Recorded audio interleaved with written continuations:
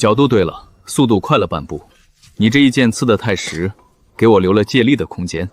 你的剑意最盛，就是太容易看穿。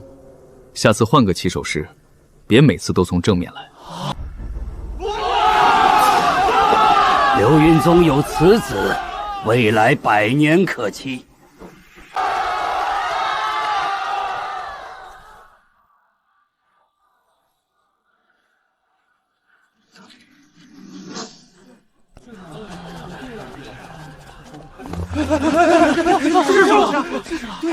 师兄，刚才那招云破天开，能不能再给我讲一遍？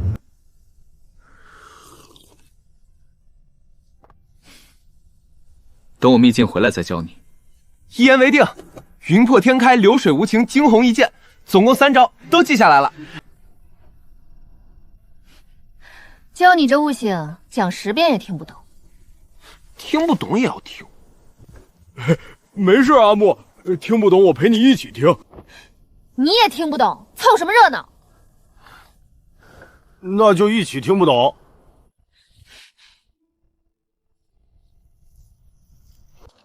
石头，别光顾着聊天，伙房还等着水呢。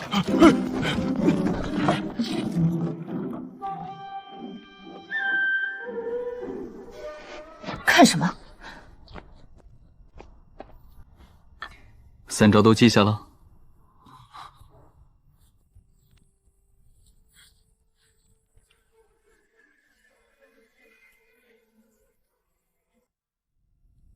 行，秘境回来，一招一招教你。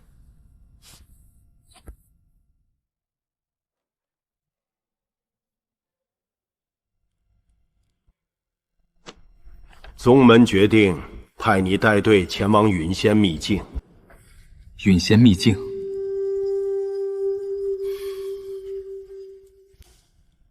秘境中央出现了一批药灵足够的灵草，正好适合炼制结丹所需的凝元丹。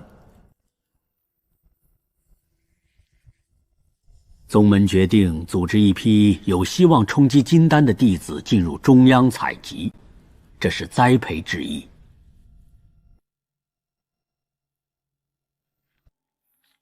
81人都是精挑细选的苗子，别人带队我不放心。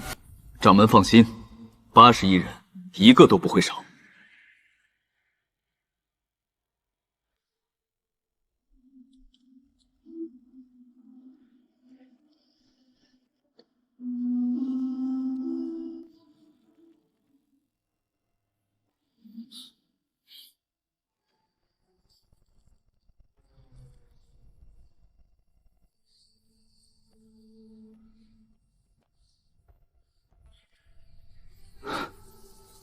你怎么来了？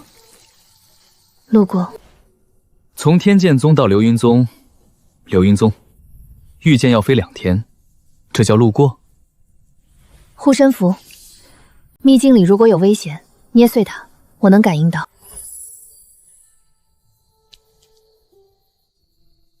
怕我出事？怕你丢人。你是天剑宗圣女的未婚夫，死在秘境里，我面子不好看。等我回来，给你带秘境里的好东西。秘境里能有什么好东西？上次不是有人挖到一块上古灵玉吗？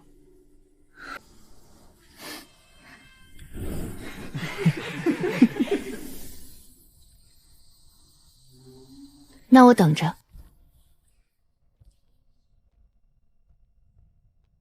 婉清，回来之后，我们商议婚期吧。好。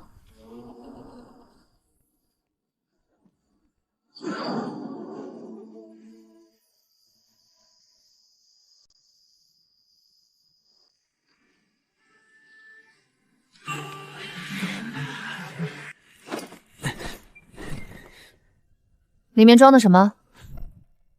干粮、水壶、毯子、换洗道袍、药膏、止血散、蛇药、防虫香、笔记用的炭笔和本子。你是去历练还是搬家？师兄说秘境里什么情况都可能遇到，有备无患嘛。还行，不用谢，谢谢。反正我力气大。就你力气大。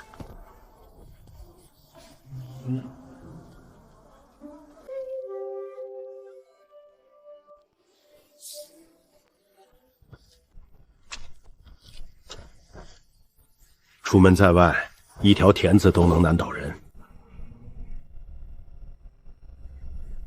此去秘境，就当是春游，一个都不会少。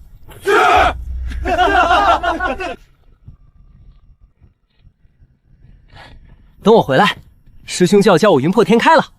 你先筑基吧。筑基丹就快凑够灵石了。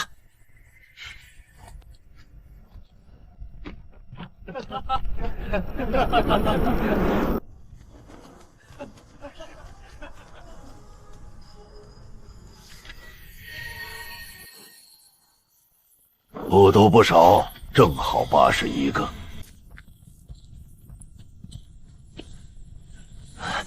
师兄，秘境里会不会有鬼？有，专门抓胆小的。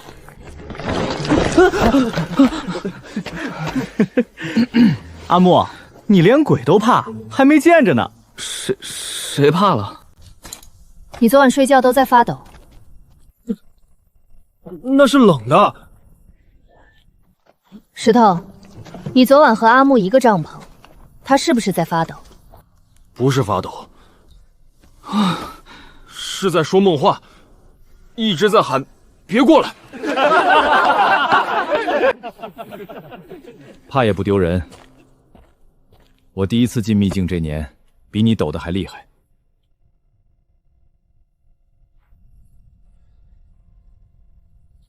老赵，你应该去当宗门总管。总管管物，我管人，不一样。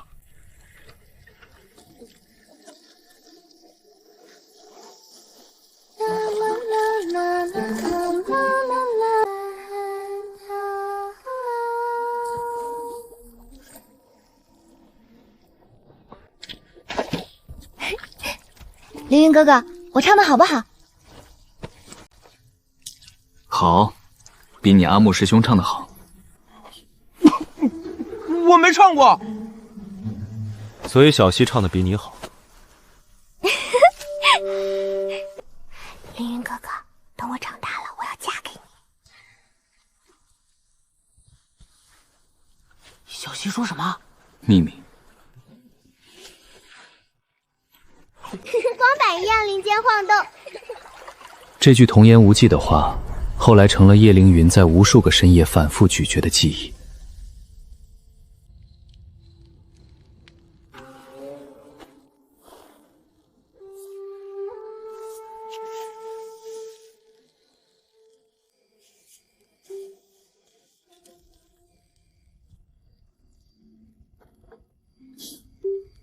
秀什么呢？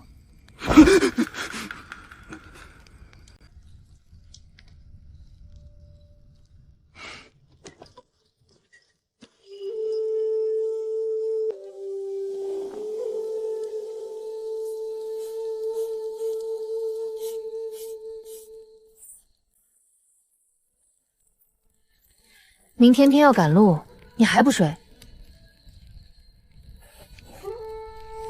先把今天师兄讲的要点记下来，不然明天忘了。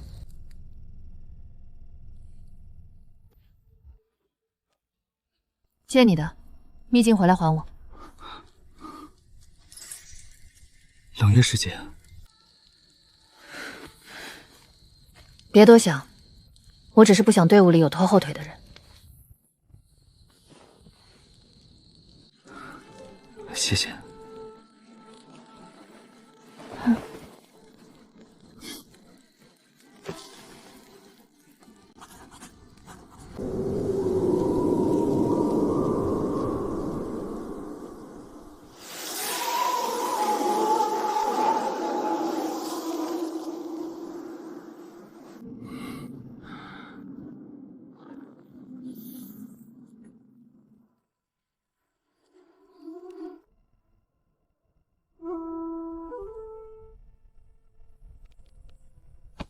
慢慢来，不急。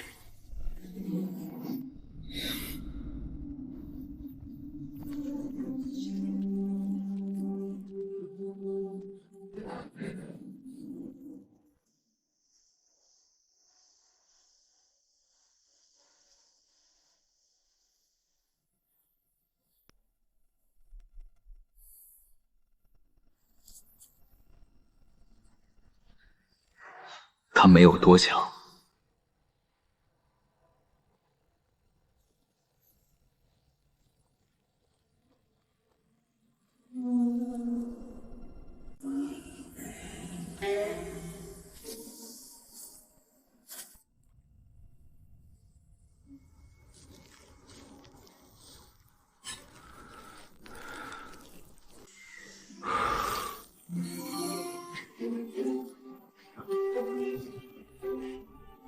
师兄，你看这株值多少灵子？5块下品灵石，你这效率，回去换1枚筑基丹没问题。真的？还差8株，不，12株，多挖几株还能给师傅带1株。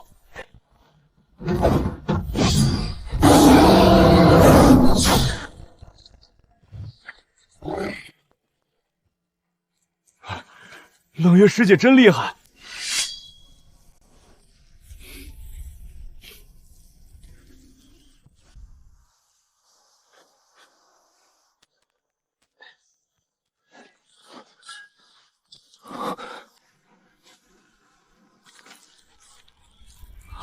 快来看，我捡到宝贝了！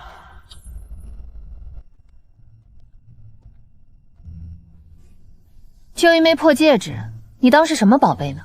挺好看的，上面刻着一朵花。师兄，这是什么花？不认识的花，应该是上古时期的物件。拿着吧，算你的机缘。回去交给宗门鉴定，说不定能换几块灵石。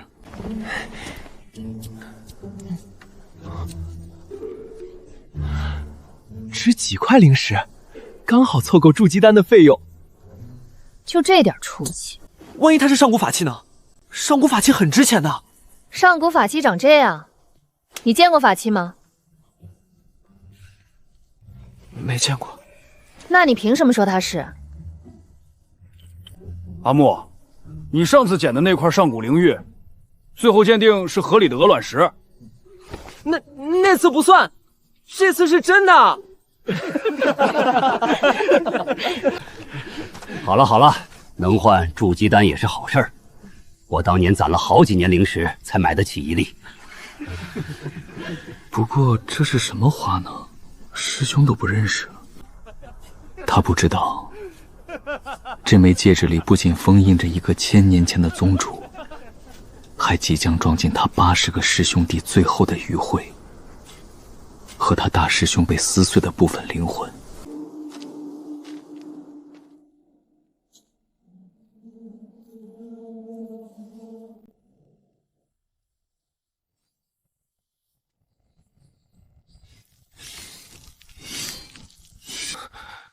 3个月内重新激活过。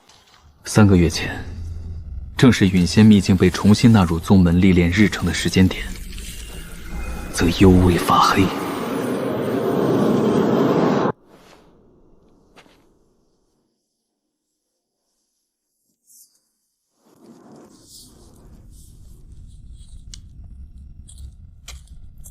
所有人听令，今天开始返程。秘境中央的地形比想象中复杂，不宜久留。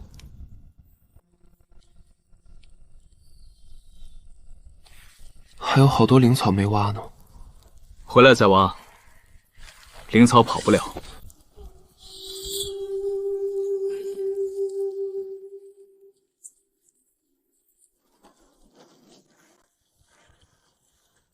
1、2、3、12株，加上之前的3株，总共15株。师兄，15株够换几粒筑基丹？明天中午就能出秘境，出来几天，这帮小孩都晒黑了。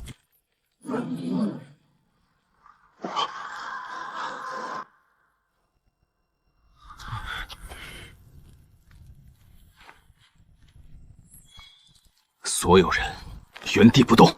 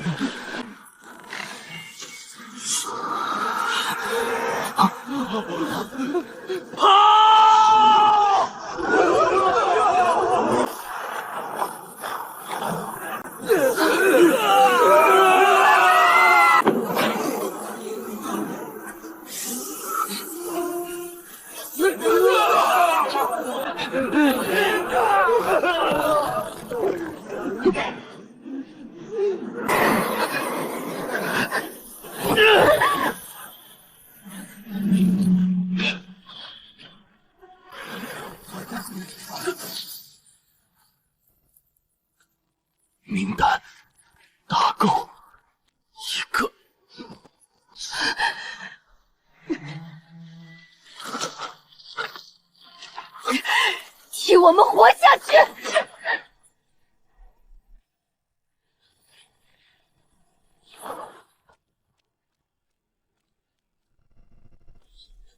师兄救我！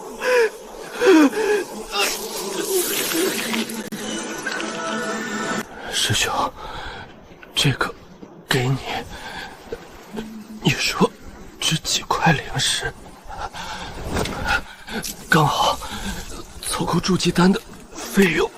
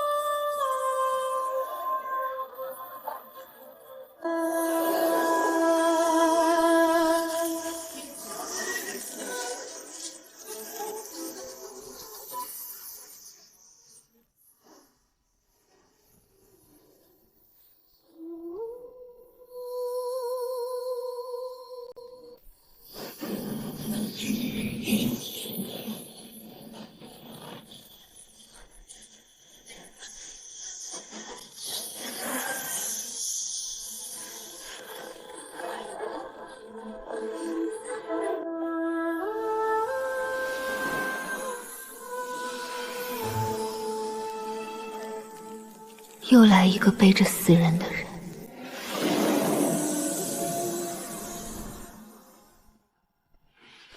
他不知道那枚戒指里不仅住着一个1000年前的残魂，还装着他80个师弟师妹最后的残魂余血，更不知道那个阵法本就没有打算让任何人活着出去，无论是作为祭品还是作为见证，但他活下来了，带着82条命。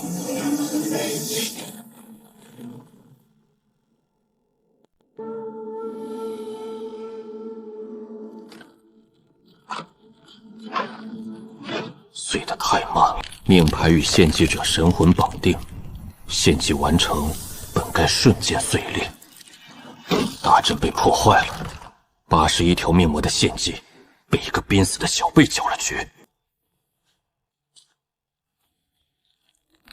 不能急，叶凌云废了经脉寸断，丹田割裂，就算活下来也只是一个废人。一个废人不可能知道大阵的真相，就算他看到了什么，也没有人会相信一个废人的话。命牌虽然毁了，但密室里还保留着名册，81人的命格记录，每一条都是我亲自核验过的。这些名册是我未来重新启动献祭的关键，但前提是必须确保所有证据都被销毁，包括幸存者。来人，属下在。秘境那边彻底搜查，一具尸体都不要放过，所有痕迹全部抹掉。叶凌云那边暂时不动，安排人手持续监视，有什么异常，第一时间报我。一个废人，翻不了天。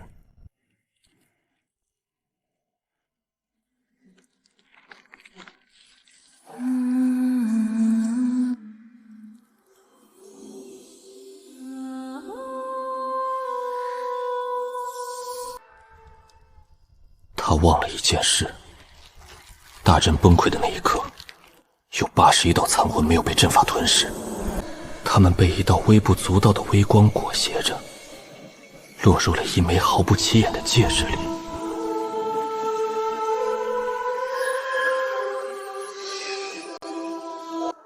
而那枚戒指，此刻正戴在那个废人手上。81残魂已入戒中。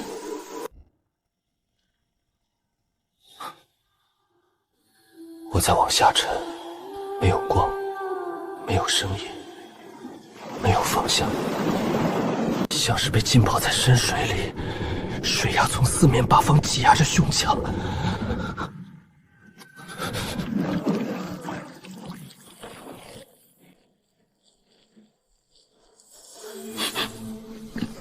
然后疼痛来了，不是某一处的痛，而是全身每一寸经脉同时灼烧的痛。丹田像一个被捏碎的鸡蛋，空荡荡的，什么都存不住。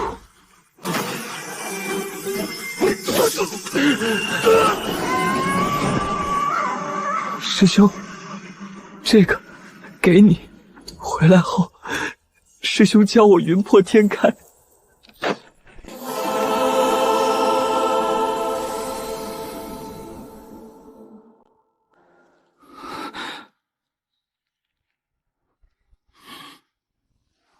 这不是我的洞府。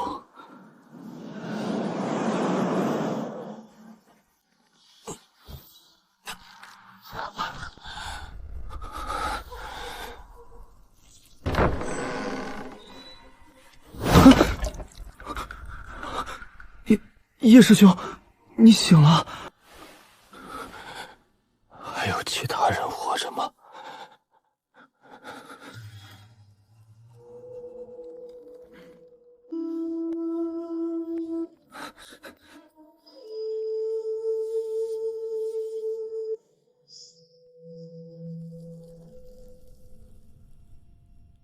经查，此次秘境猎中，带队弟子叶凌云未能及时发现异常灵力波动，未能及时下撤离，负主要责任。现剥夺内门弟子身份，贬为杂役，发配后山。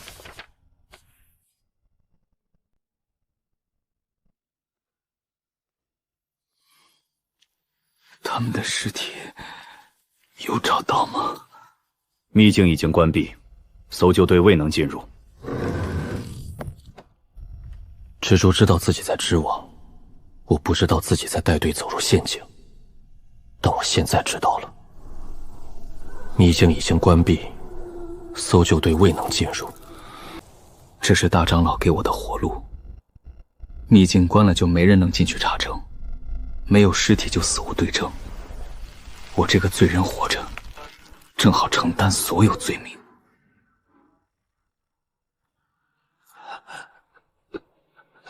师兄，这个给你。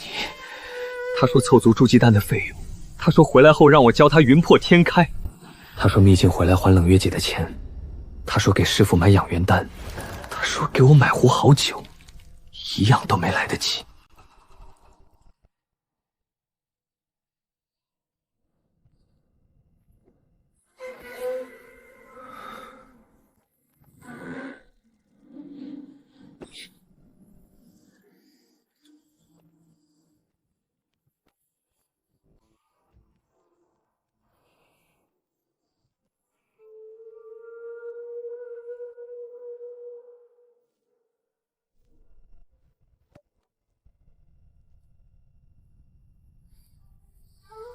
新来的，我是老何。后山冬天冷，多盖点儿。饭放在这儿了，吃完了食盒放门口，我明天来收。多谢。明天我来的时候，要是没吃，我就不送了。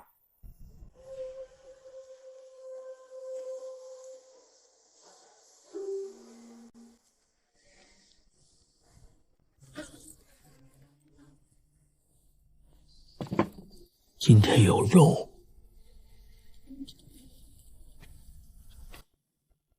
今天会下雨，明天应该晴。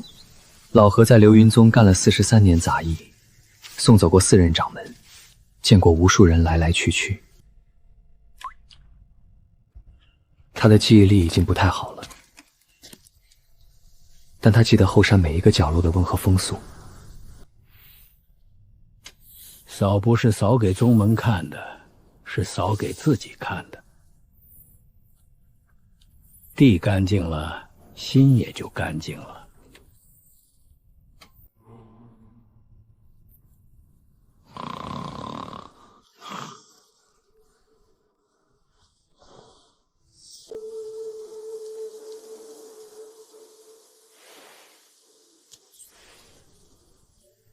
没有灵力波动，没有禁制，没有异常。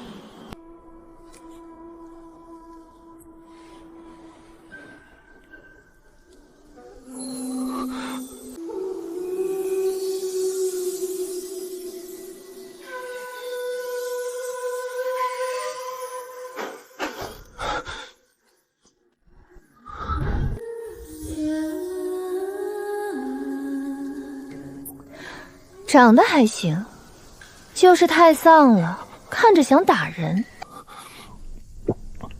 你这修为废的也太彻底了，经脉寸断，丹田碎裂，我都找不到地方下嘴。你是谁？柳如烟，合欢宗末代宗主，1000年前被人出卖，全宗3000人覆灭，残魂困在这破戒指里，一困就是1000年。你是第一个把我吵醒的人。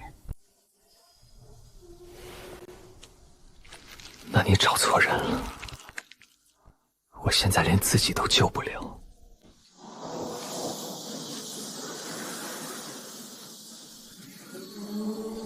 这就想死了？80亿人就受不了了？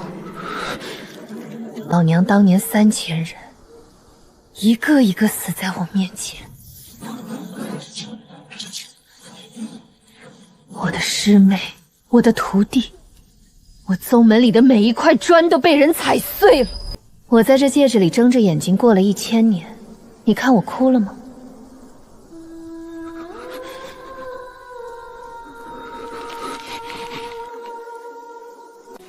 这戒指1000年没人能激活，你是第一个。想知道为什么吗？不是力量，是这里。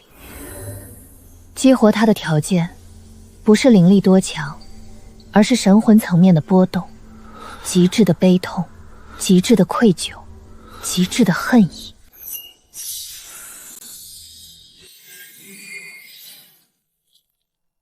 3种情绪同时爆发，纯度足够高，才能触发魂锁封印。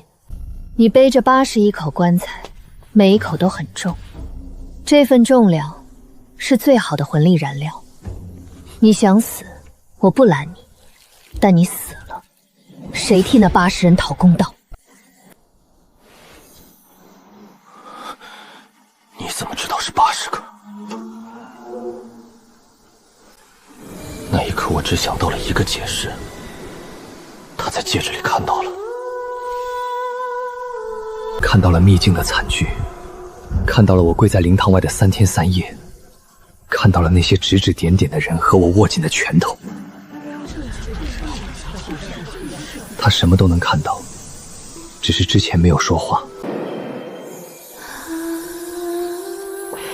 但我不知道，他看到的远比我以为的多。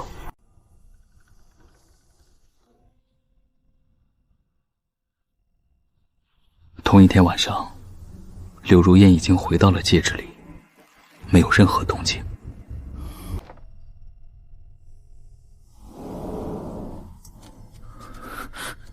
我想起今天白天那个杂衣弟子仓皇退出的眼神，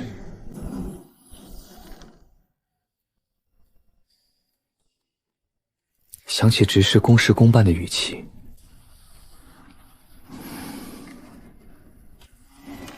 想起老何放在门槛上的食盒，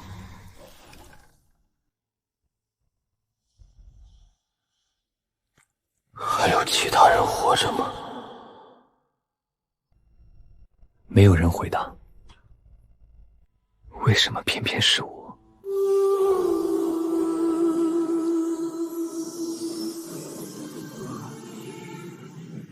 师兄。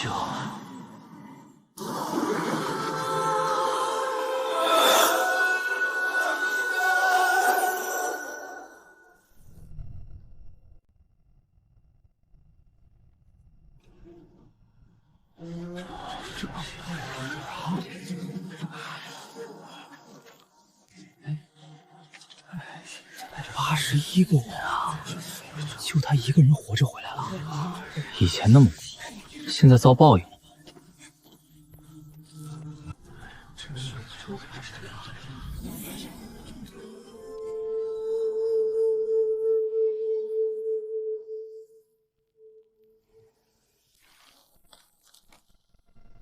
做什么呢？我连自己的修炼都搞不定。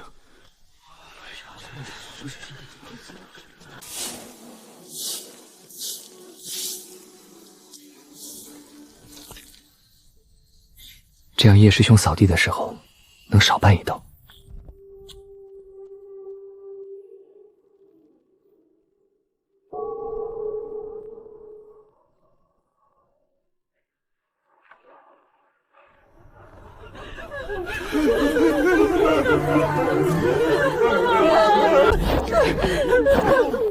我儿是怎么死的？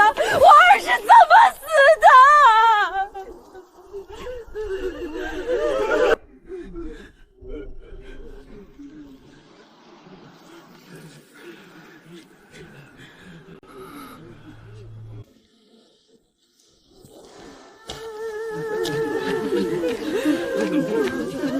阿木是全村的希望，全村的希望。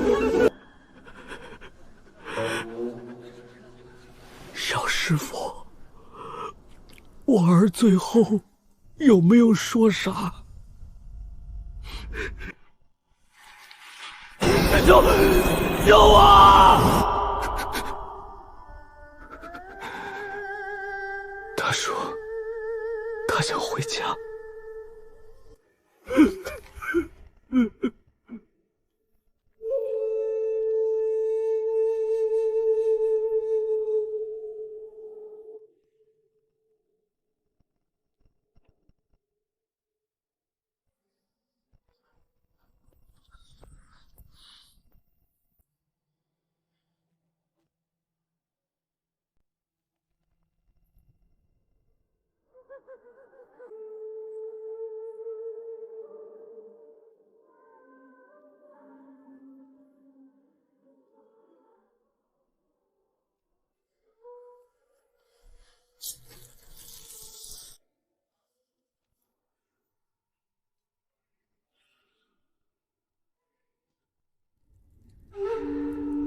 你生前说要做天下第一剑修，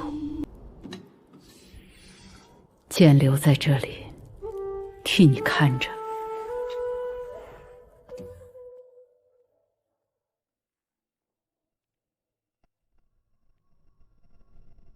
不怪你。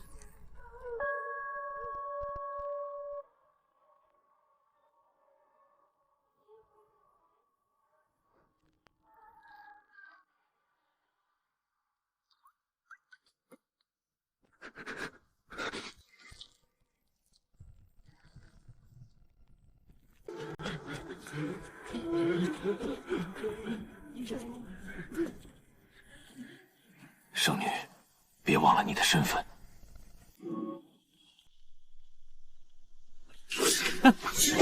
等我回来，给你带秘境里的好东西。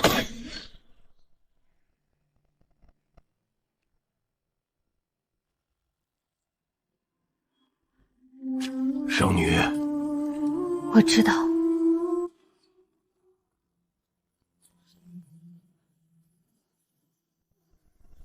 走。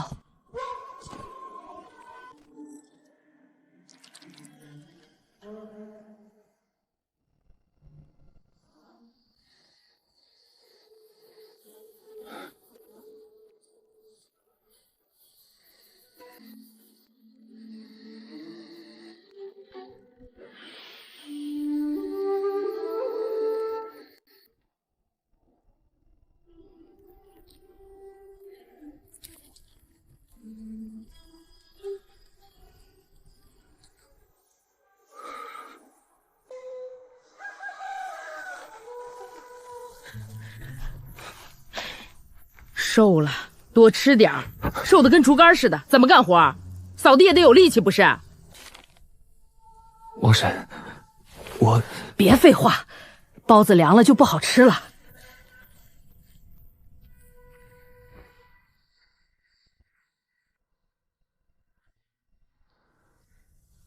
王婶的丈夫也是流云宗弟子，死在了一次秘境历练中。那年他才23岁。他没有改嫁，留在宗门伙房里做饭，一做就是20多年。他给每一个犯错的弟子多打一勺肉，给每一个受罚的弟子留一份夜宵。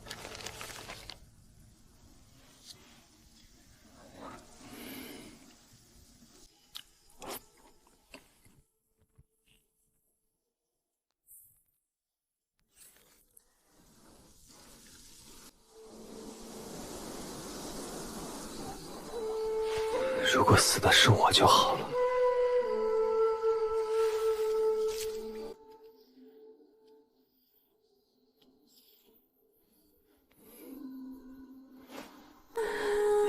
如果死的是我就好了。师姐，你比我强，你活下去！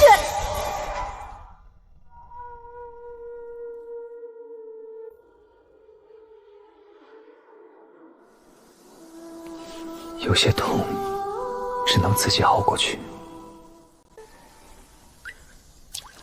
丹田碎了，气脉断了，但心跳还在。只要心跳还在，神魂就还有根基。你以前修炼呼吸是为了引气，现在气没了，你以为呼吸没用了，但你错了。呼吸不是引气的工具，呼吸是活着的证据。合欢宗第一课，先学会活着，再谈其他。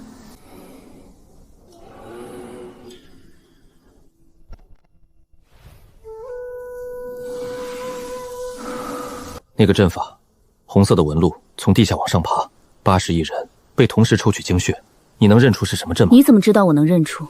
你说你是1000年前的宗主，全宗3000人覆灭，如果连上古禁阵都认不出，你活不过1000年。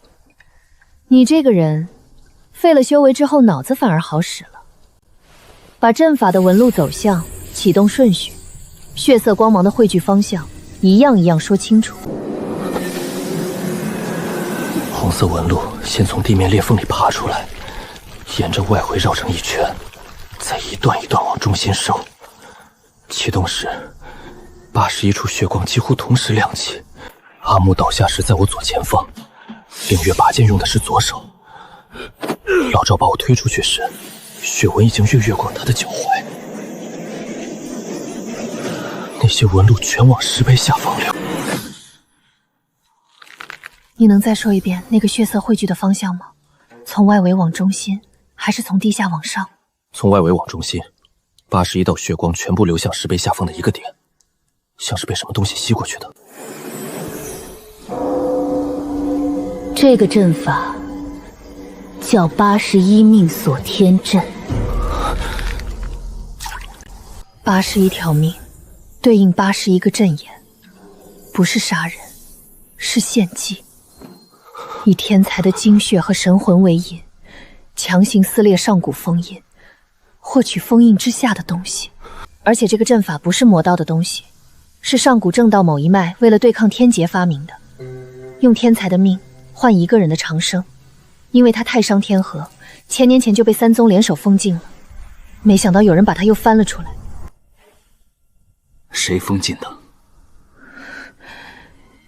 天剑宗、碧霄宗和流云宗。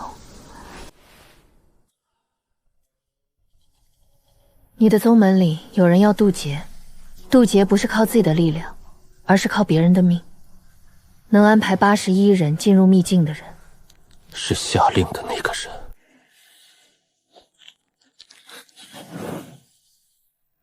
这就对了，仇恨不是坏事，笨才是。我现在这样子怎么查？从头开始，丹田碎了，经脉断了，正常修炼的路走不通。但你没死，说明你的神魂底子还在。神魂怎么修？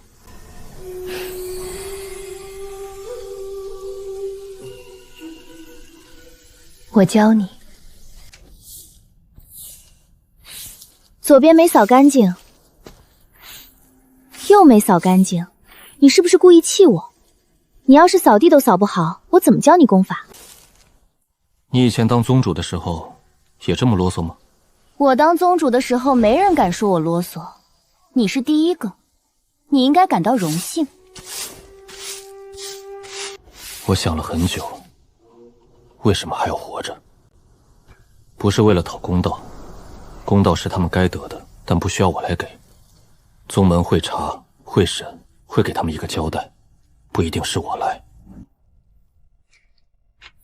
也不是为了赎罪，有些罪赎不了，背上了就是一辈子，没有抵消的办法。那是为什么？为了记住他们每一个人，名字、声音、习惯。阿木怕鬼，冷月嘴硬心软，石头绣花很笨，小溪唱歌走调。其实他唱得不好，但我们没人告诉他。老赵会把每个人的口味偏向并注在名单旁边，他的字比我还丑。如果我也死了，就没人知道这些了。大长老的卷宗里不会记这些，宗门的档案里不会记这些，他们的名字会变成公告上的一行字：81人遇难。没有人知道阿木想筑基是想攒钱给师傅买养元丹，没有人知道石头有一个没送出去的荷包，没有人知道冷月最后那一剑是左手刺出去的，他右手伤了，我没告诉过任何人。我不能让这些事跟着我一起消失。叶凌云，你知道我为什么决定帮你吗？你在灵堂外面跪了3天，你那个前未婚妻站在人群外面看了你1个时辰，你没抬头看过一眼。那个叫冷月的丫头的是路过你的时说了3个字，你没有借着这句话爬起来喊冤，你只是跪在那里，给那些骂你的人和没骂你的人都跪了。这3天，你有无数次机会可以辩解，可以说不是我指挥失当，是有人篡改了阵法，你没说，因为你知道说了也没人信。更重要的是，你觉得和他们父母流的血比起来，你的委屈不值一提。一个在这种时候还能保持这种清醒的人，值得活下去。你刚才是不是夸我了？没有，你听错了，我是说你不算太笨。你说了值得活下去，那是客观评价。那是夸我。你这人怎么这么会抓重点？我刚才说了那么多，只记住了这一句。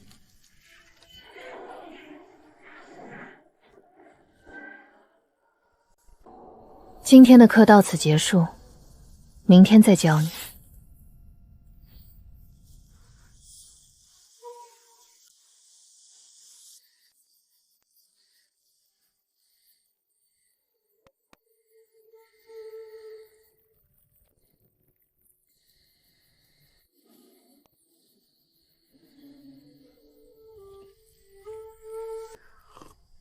我见过很多从高处跌下来的人，有的跌碎了，有的没碎。没碎的那些，后来都活得比从前好。怎么区分？不区分，能爬起来的就是没碎的，爬不起来的扶也扶不住。你现在还能喝茶，能喝茶就能爬。明天吃鱼，河里的鱼我早上钓的，天不亮就得去，去晚了就被鸟叼了。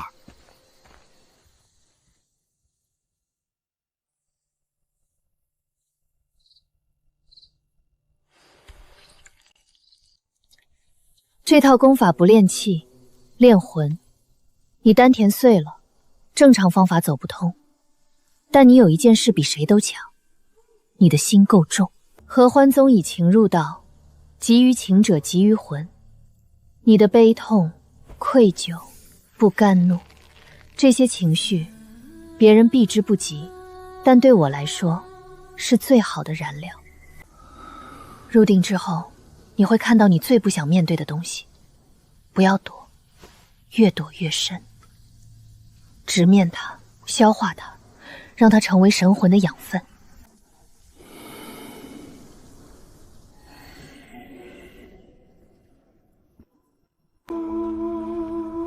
不要躲，看着他们，把每一张脸都记住。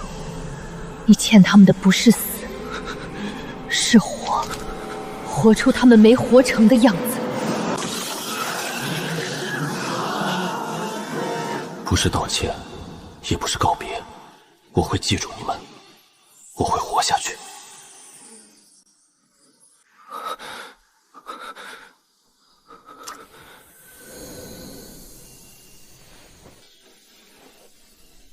还行，这套功法叫什么名字？晴天恨海录，合欢宗正宗心法。晴天不灭，恨海不枯。急于情者，方入道。急于情者，方入道。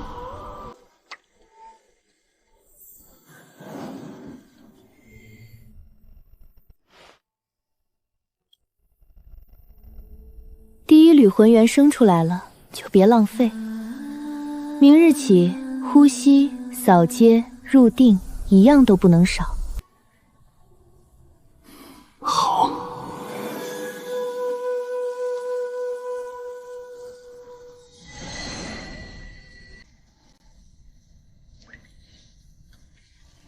后山竹林的日子开始有了固定的节奏。左边没扫干净，右边再来一遍。你是不是故意气我？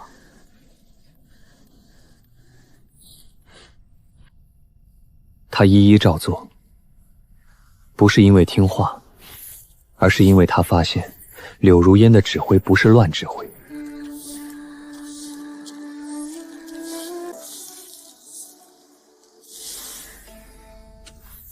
他让他反复扫的台阶，是合欢宗晴天恨海录第一层定魂的心机。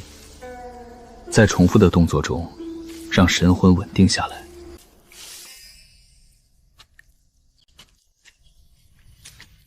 你到底是想教我扫地，还是想教我修炼？扫地就是修炼，修炼就是扫地。你以为合欢宗的功法是怎么创出来的？创派祖师是个杂役，扫了一辈子地，扫出了晴天恨海大道。你编的？一半，扫地的部分是编的，杂役的部分是真的。他确实当了300年杂役。叶凌云无语，但他继续扫。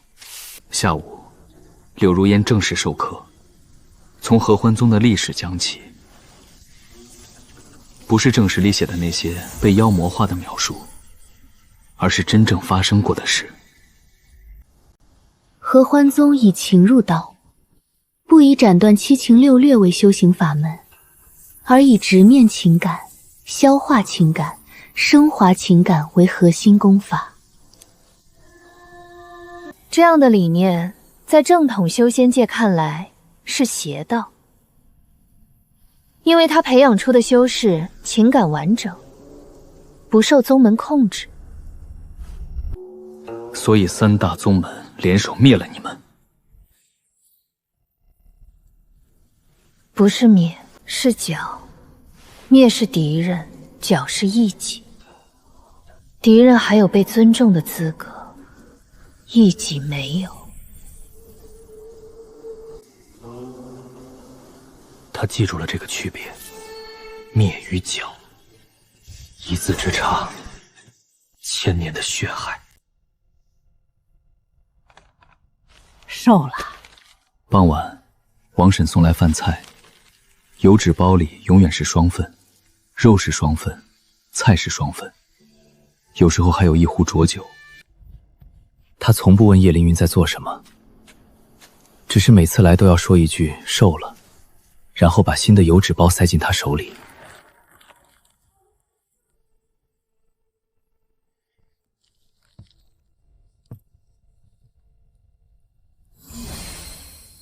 今天酱油放少了，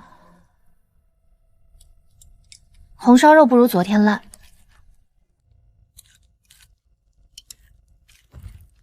这壶酒不错，你替我喝。他没有告诉王婶，他每天都在吃2个人分量的饭，一个人吃，另一个人看着。晚上，叶凌云打坐里休息，柳如烟在戒指里休息。他说他的残魂太微弱，不能长时间维持虚影。你需要什么才能恢复？需要你变强，你强了，双修时帆布给我的神魂力就多。现在的你太弱了。能有多弱？弱到我和你双修，你能从我这里得到成长，我却只能勉强维持不消散。等你什么时候强到双修时能双向反哺，我才能真正开始恢复。叶凌云没有接话，但他打坐的时间越来越长。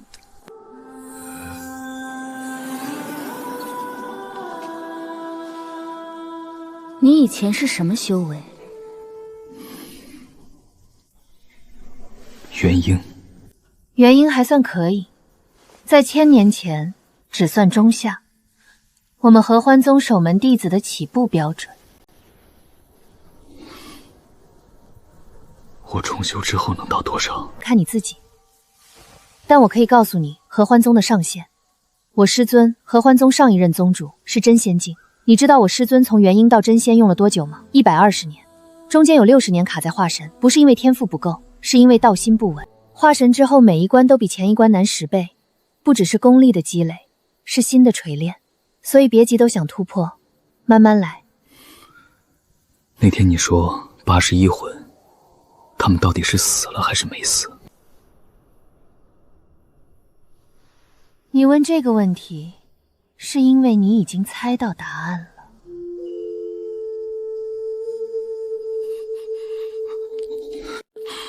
那个阵法的运转逻辑是先抽精血，再炼神魂。精血一旦被抽离就会消散，无法回收。但神魂不同，神魂只有在被彻底炼化之后才会转化为献祭之力。如果在炼化完成之前打断阵法，已经被抽取但尚未被炼化的神魂就不会消散，他们会停留在被打断的节点上。也就是说，他们不全算死了，但也不算活着。81道残魂被戒指在最后头反向吸收了进来，和你初见时我的状态一样，有魂无意，困在戒中，等待唤醒。他们一直在戒指里，从我苏醒的那一刻就能感觉到他们。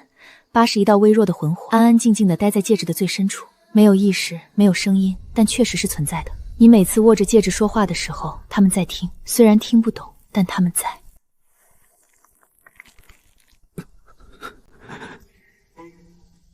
能醒过来吗？能，但需要条件。合欢宗有一门失传的神魂秘法，名为归元引魂术，可以将残魂从混沌状态中唤醒，重新凝聚意识，最终重塑完整神魂。但施展这个秘法需要3个条件：第一，我必须有肉身，不是临时凝聚的那种，是真正的稳固的肉身，否则我的残魂撑不住施法时的消耗。第二，你的神魂必须强大到能够承受81次双向共鸣，以你现在的修为，1次共鸣就能把你的识海震碎。第三，也是最重要的，每一次施法只能唤醒1人，之后我需要长时间的修养才能再次施法，所以81个人需要很多年。你要等吗？我有生之年能等几个？看你能活多久。阿木第一个，因为他最胆小。对，他一个人在黑暗里待着，会怕。你现在明白了吗？这不是单方面的事。你要我帮你恢复那81个小孩，我需要先有肉身，而我要重塑肉身，需要你变强，强到双修时能双向反哺。所以这不是谁帮谁，帮我重塑肉体，我帮你恢复81魂，这才是完整的交易。所以你要想清楚，这不是你欠我，也不是我欠你，是我们互相欠着，谁也别想赖账。3年之内我让你突破金丹，7年之内化神，化神之后双修开始双向反主，我就能开始恢复。你不是说我太弱了吗？你是弱，但我柳如烟教出来的人没有一个弱的，另外双修还可以10倍的增速，所以明天开始训练量加倍。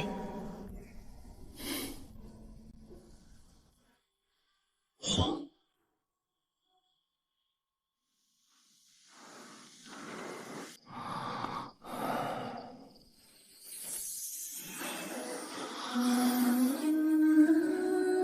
81口棺材，我自己背了3000桶，再多你81个也不算多。你愿意帮我的弟子们重塑肉身，我就陪你把他们一个一个带回来，这买卖不亏。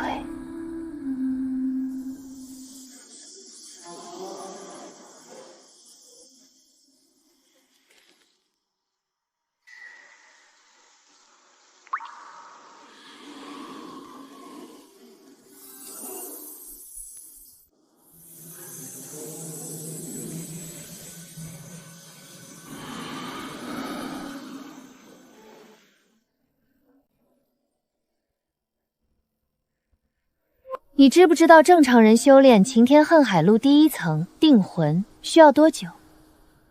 多久？1年，资质好的半年。我当年是3个月，合欢宗有史以来最快的记录。你花了几天？而且是在丹田碎裂的情况下。可能因为我比较笨，所以老天爷补偿我。不是笨，是你背的东西够重，重的魂扎得深，扎得深练得快。合欢宗的道是反着来的，你越不想着快，你就越快；你越不想着突破，根基就越稳。你的神魂损伤到底有多严重？怎么突然问这个？你说双灸时你只能勉强维持不消散，你说需要我化神之后才能双向反哺，你说施展归元引魂术需要你先有肉身，这些加在一起，你的伤比你说出来的严重得多。你这个人，废了修为之后，不但脑子好往了，还变得很烦。1000年前，合欢宗覆灭那一战，我被3宗9名渡劫修士联手围攻，正面打我谁也不怕，但他们用的是锁魂阵，专门克服神魂的禁忌阵法。我的肉身在那一战中被毁，神魂被强行从肉身中剥离，封印在这枚戒指里。9个人围攻你一个？9个人，其中3个是天剑宗的，3个是碧霄宗的，还有3个是流云宗的。锁魂阵会在封印的过程中持续消磨神魂，1000年下来，我的神魂被磨掉了70%，所以我说，再磨个几百年就彻底消散了。这不是危言耸听，你自己看。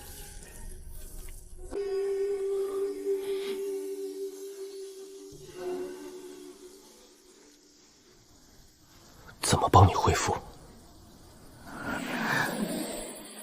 你这个人是不是傻？我师妹柳如梅，当年她把戒指塞给我，说师姐你比我强，你活下去。她的戒指和我的戒指是一对，我的封印在秘境，她的封印应该在天剑宗。千年宗覆灭战了，所以大长老在找的不只是渡劫之法，还有合欢宗的传承，而你师妹的戒指在天剑宗禁地。对，找到师妹的残魂，合二为一，我的神魂才能恢复到足以重塑肉身的地步。有了肉身，才能施展归元引魂术。然后，阿木第一个。你是不是从一开始就知道这些？是。为什么不早告诉我？因为你那时候连扫地都在抖。告诉你这些，只会让你崩溃。现在你扫了这些天的地，劈了这些天的柴，魂元也入了门，可以开始扛更重的东西了。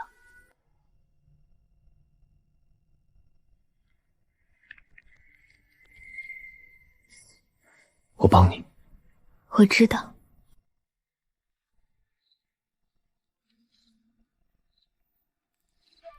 你说这戒指1000年来没人能激活，为什么是我？魂锁封印是合欢宗的禁术，不是力量强就能解开的，需要特定的条件，极致的情绪，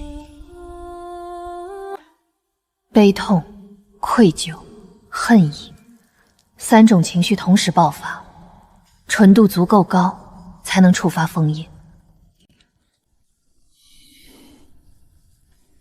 1000年了，无数人碰过这枚戒指，有人拿它当古董，有人当法器想炼化它，有人当藏品锁在宝库里。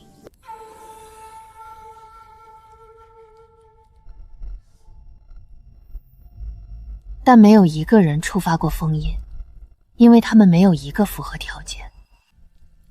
你当时握着戒指，心里在想什么？什么都没想，只是觉得不能死，死了就没人记得他们了。就是这种情绪，不是为自己活，是为了让别人活。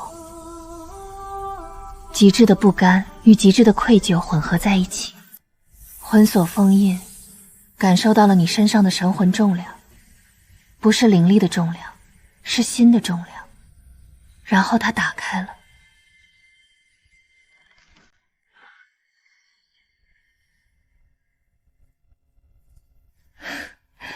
你知不知道，这个封印是双向的，戒指选中了你，你也必须接受戒指。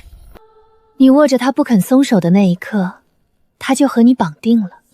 从此以后，你死，我散；你活，我就还有机会。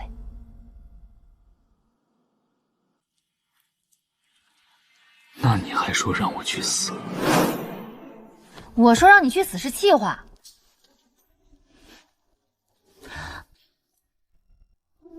你这人怎么这么记仇？我都困在戒指里1000年了，脾气大点怎么了？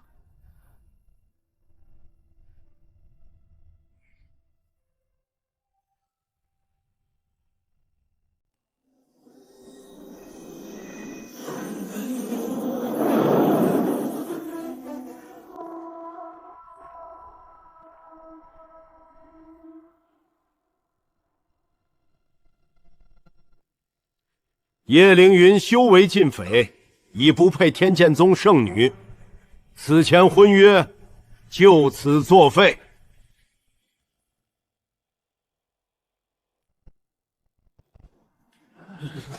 活该！以前那么狂，现在遭报应了吧？世态炎凉，是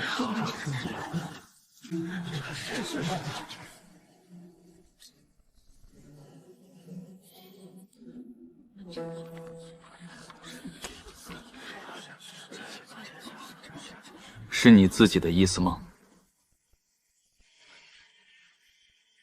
是。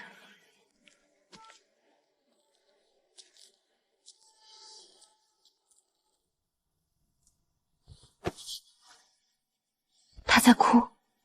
我知道。你不想问为什么吗？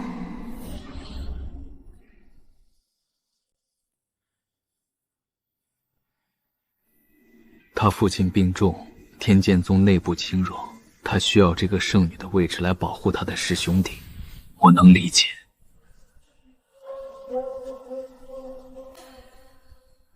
你倒是挺了解他的。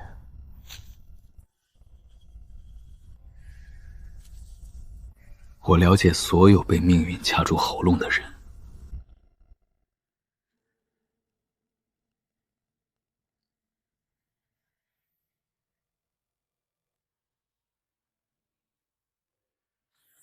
圣女，宗门那边传讯来了，新的联姻人选已经拟好，请您过目。进来。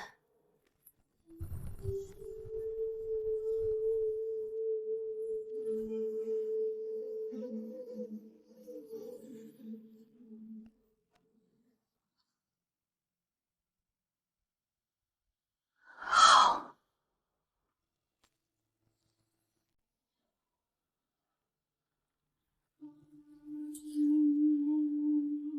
周执事的回春丹在药柜最底层第3个抽屉里，他每天晚上会在丹药房清点库存，核对他自己私扣下来的药材。你要找的东西不在他家里，在他柜台下面。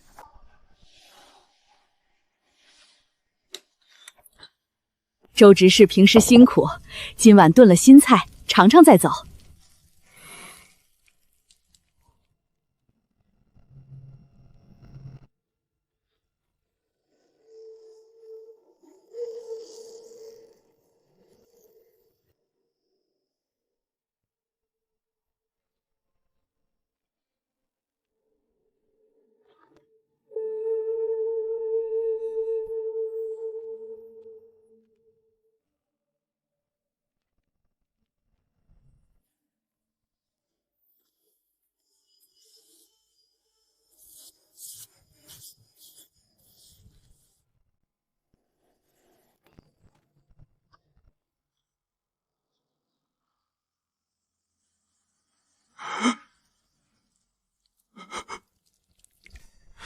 最快的刀，不是砍在别人身上，而是选在他的心上。阿木、冷月、石头、小溪、老赵，以及余下的76个。每一个名字都是一口棺材，每一口棺材都是一级台阶。我扫的不是地，是路，一条通往某个极遥远、极漫长的目标的路。这个目标不是复仇，不是讨公道，是复活。阿木第一个，冷月第二个，石头第三个，一个一个用余生去换。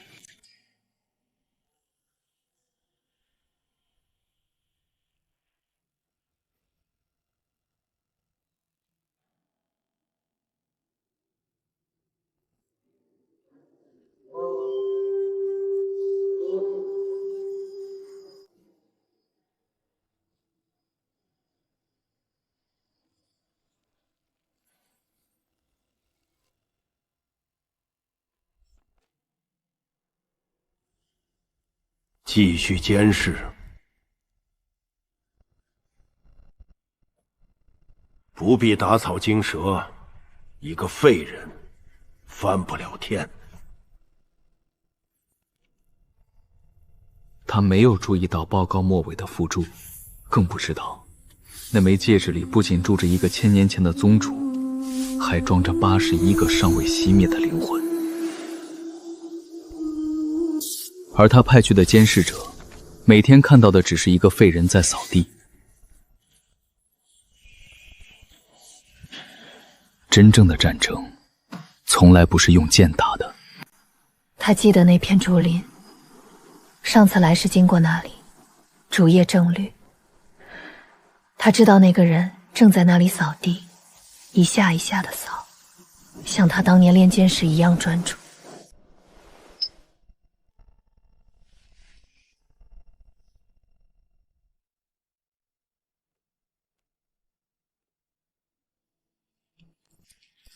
圣女，我们该出发了。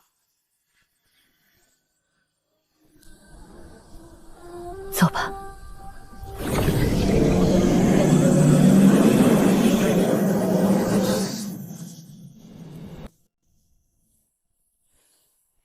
这是他从秘境回来后第一个没有做噩梦的夜晚。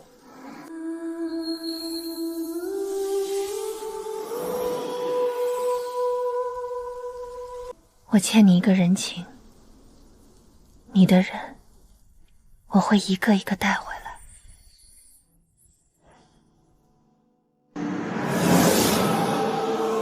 他们还不知道有人在为他们扫世界，但他们知道自己不再孤单。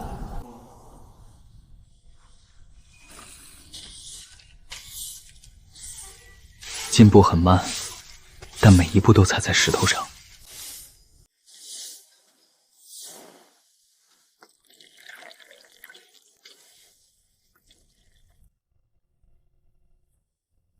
新来的这个人能爬。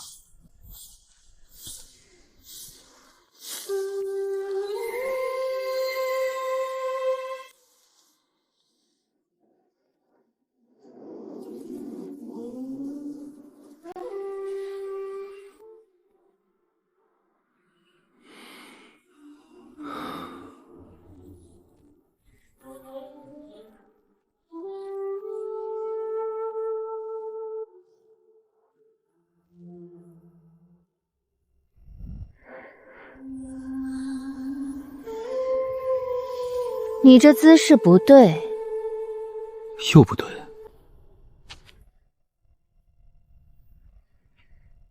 扫地的时候腰要直，肩膀要松，力道要从脚尖传到手腕。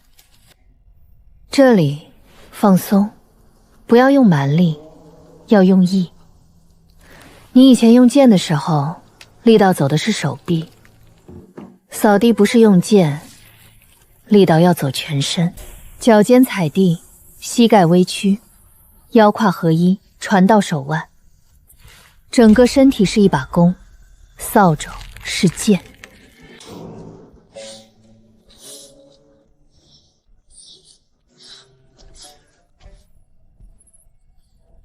这次对了，保持这个姿势，扫到山顶。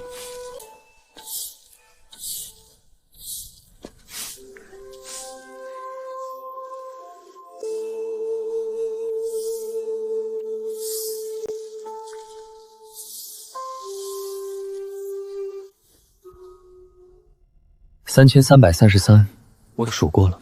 你是不是有病？这是老赵的口头圆，慢慢来，不急。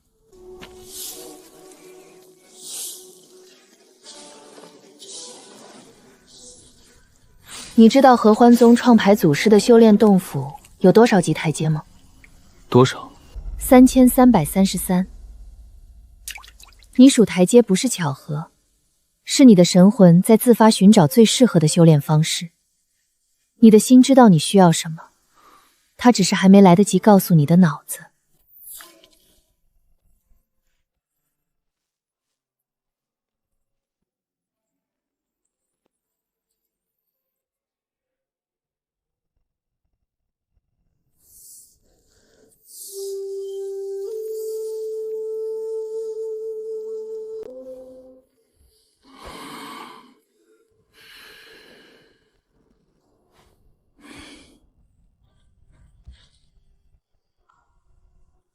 这套功法不练气，练魂。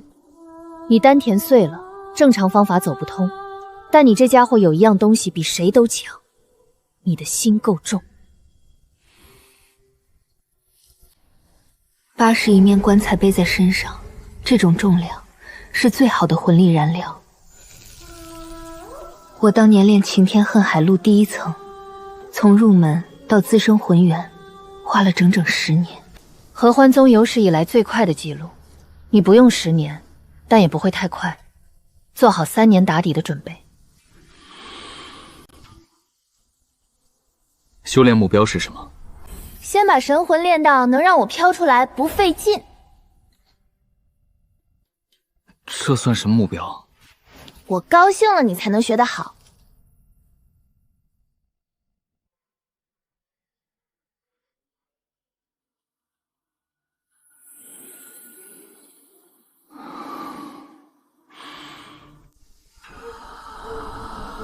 3年就3年，10年就10年，扫一辈子的地也行。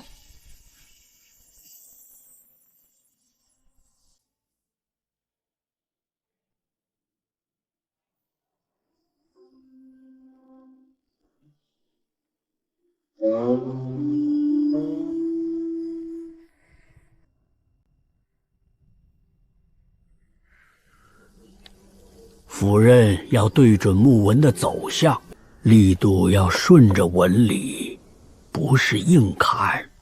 木头有它的脾气，你得顺着它。你看这根松木，纹路从这里起，弯到这边，斧刃落在这里，顺着纹路劈进去，不用多大劲儿，木头自己就裂了。你要是横着砍，你试试。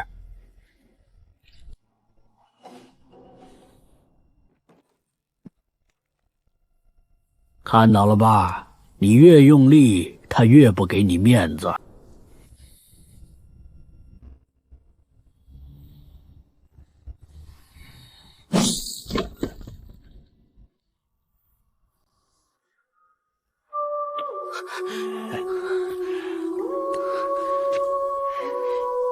下次一定劈好。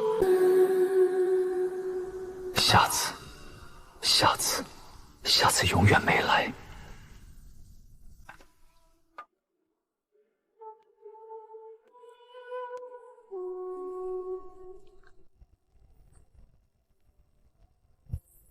小叶子，今天有红烧肉。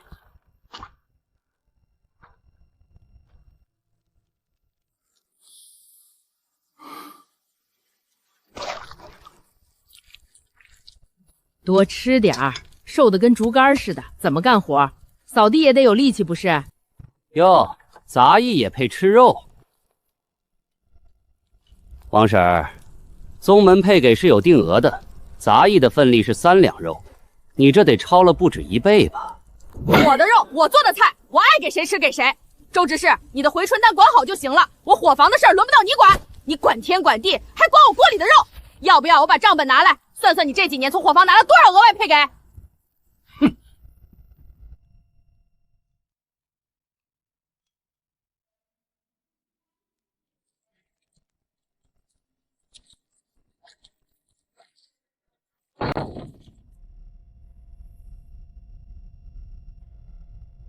杂役没有配给，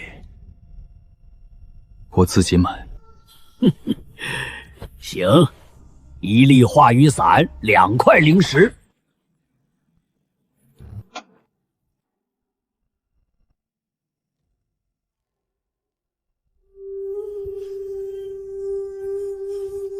这个价格比正常高出2倍，储物袋里只剩下几块灵石。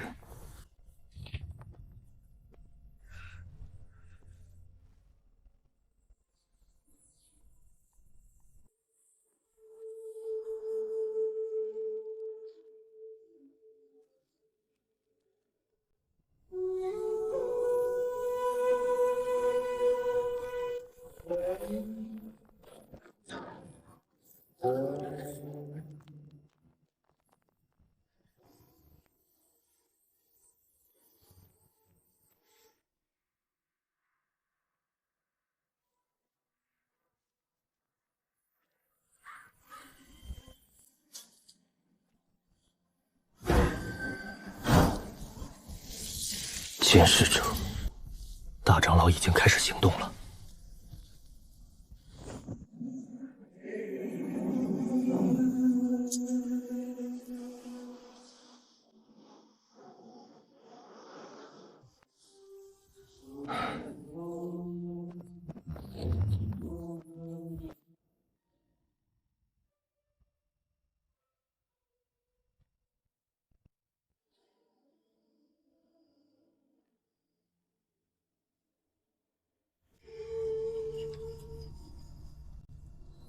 哟，天剑宗的丹方品相不错，你那前未婚妻比那些忘恩负义的强。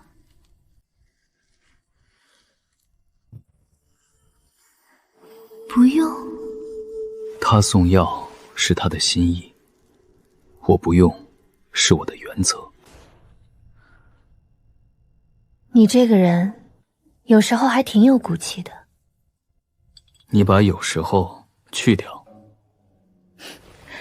去掉就不好玩了。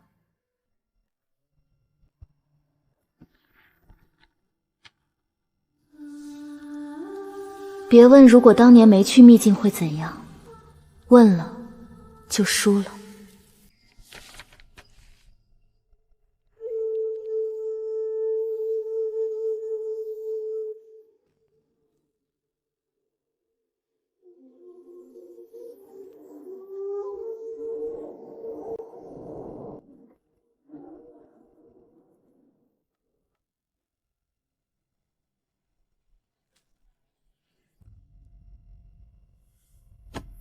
碧鳌宗宗主之子司徒明，年仅30结丹，前途不可限量。这是宗门为你考虑的最佳选择。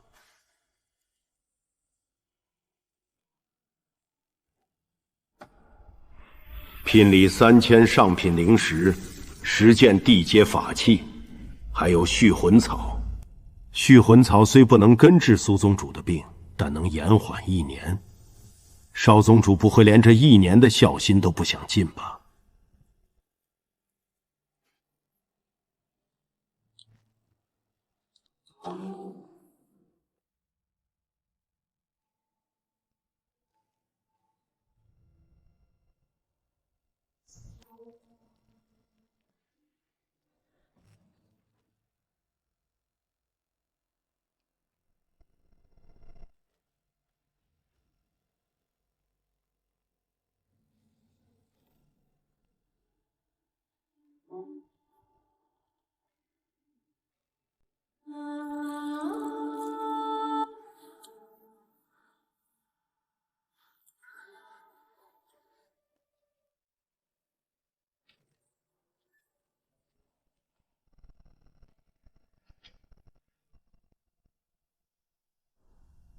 去灵药阁取一批最好的疗伤灵药，匿名的，寄到流云宗后山。是，少宗主。